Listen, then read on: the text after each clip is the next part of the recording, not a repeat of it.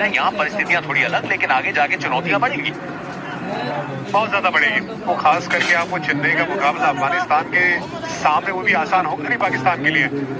और वैसे भी मेरा ये मानना है 14 तारीख को हम ये बात करते हैं इंडिया पाकिस्तान मुकाबला, वो प्रेशर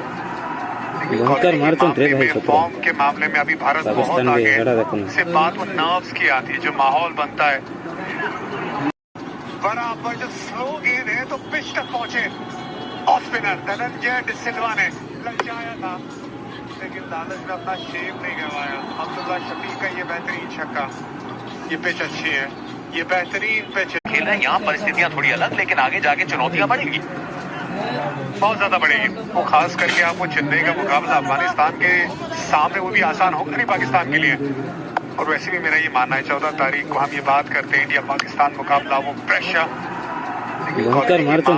फॉर्म के मामले में अभी भारत बहुत आगे है।